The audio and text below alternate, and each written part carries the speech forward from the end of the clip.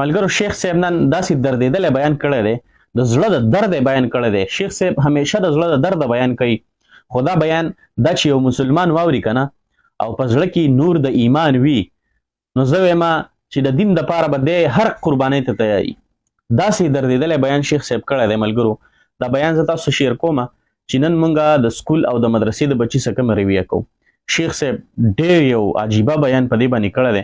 ملګرو ما واورېدو نو زه یم چې ټول امت ته د دې نه پیدا ورسېږي چې څونه زموږ ملګري دي دا بیان شیر کوي چې دا هر مسلمان غوږ ته ورسېږي چې کم از کم یو مسلمان دا واوري او کم از کم هغه پې عمل وکړي او دا د شیخ صاحب د خبرې دا په خپل زندګۍ کې راولي، په خپل ژوند کې راولي، په دې خبرو عمل وکړي، نو ما ته هم پې ثواب میلاویږي او چې څونه ملګري دا شیر کړي هغه ته پکې هم ثواب میلاویږي. نو ملګرو د ثواب په نیت دا ویډیو مخریکه کوي چې ټولو مسلمانانو ته پیدا ورسیږي او پیدا عامه شي. د خو ته دې بچي سره ظلم کوې، دې بچي سره ته زیاتې کوې چې لږ جون ولا خشته کوې، ډېر جون ولا نه خشته کوې. جومات ته چې استاد له ماشوم راولې سپاره م وله څوک نه دی. ماشوم اکثر پلار ته وایي بابا وایي هغه استاد یې خو ما له سپاره را نه کړه او نورو وړو له خو یې ورکړه، بیا دې جومات ته مه ځه بل جومات ته سپاره ولا نالی، د 50 روپو سپاره ولا نالی، په 100 روپۍ قرآن شریف ملاویږي، په 200 اوله نالی. جومات نه مفت هغې کې وایي سبق، او چې د سکول نه راشي نو ټیوشن دی ولا نیولي، مازدیګر نه پس ماښام نه پس ټیوشن لی لېږي یا ټیوشن کلاس یې دپاره یې لېږي، کوچنګ کلاسونه کېږي په پېښور یو ځای بل دی، لیکن خپل ماشوم له دی یو قاري ونه نیو چې قاري صاحب مازدیګر ماښام راځه او زما د هلکانو دې بچو ته قرآن ښایه. غریب به نه 3-4 روپۍ تنخوا غواړي. موږ انصاف نه کوو د خپل ژوند سره، موږ د خپلې زندګۍ سره انصاف ونه کوو، د خپل ژوند سره موږ انصاف ونه کوو. الانصاف من نفسک، ما د خپل زندګۍ سره انصاف ونه کړ.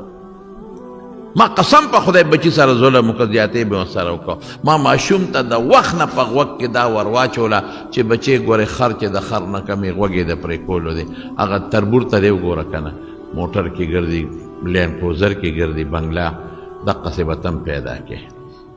که دا دی ورته د تربیت تاول نه ورکړی چې ګورې بچی د بل پیسه خوړل مرداره ده، ګورې دې نه به ځان ساتئ.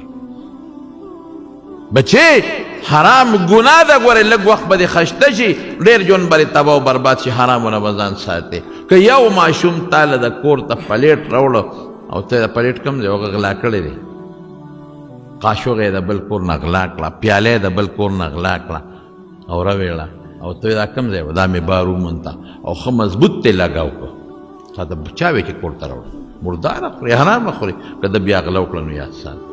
خو چې ته وایې زما بچی څونه هوښیار دی او صفت یې مو کې وره پیاله یې راوړه، قاشوغه یې راوړه، بار جام، نو دی به سبا بل دی ډاکه کوي، بل دی به ډاکه کوي، بل دی به ډاکه کوي. که دا ماشوم ما ځان سره د ګوتې ونیوه او سار وختي مې جومات ته بوته امام صاحب لا چې کېنه ملاس د امام صاحب زما دی بچی او تم کېناسته قرآن شریف ته واغېسته، تام نفل کولو، دی بچي ته دې کتل چې دی قرآن زده کوي.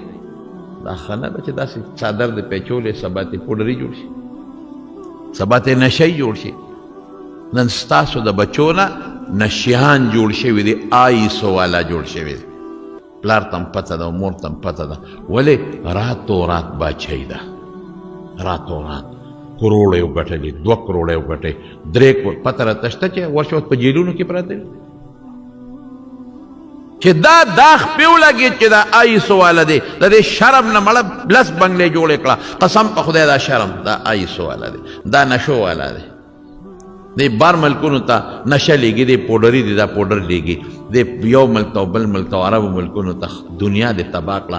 مسلمانانو کې فساد دی پیدا کړه، فساد فی الارض مفسد، په ځمکه کې فساد دی پیدا کړه. دا د چا د لاسه؟ دا د مور پلار د لاسه. دا بچی مونږ غرق او تباه کړه، د دې بچو مونږ تربیت ونه کړ.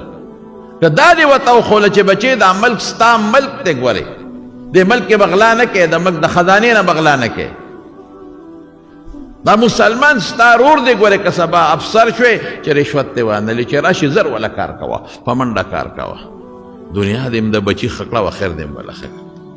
صرف مونږ دې له لګیا دو چې پیسه پیدا کو په حلال یو که په حرام د حلالو برکت تاسو ګوره د دې امام بخاري نه چې دا دومره لوی سړی جوړ شو پس ته جوړ شو امام بخاري وی پلار راته پیسې پرېښې وې ټولې مې ولګولې پس کې په حدیثو باندې په حدیثو مې ولګولې او ما ته چې پلار کومه پیسه پرېښې وه یو پیسه پکې مشتبه نه وه حرام خو سکے چې شبهه پکې نه وه معمولی غوندې د حرامو داغ پې نو اقا پیسې مې ټولې د رسول الله مبارک دا حدیثو پس زده کړه ولګولې نو ورشه چې وفات شو نو د قبر نه خوشبویه روانې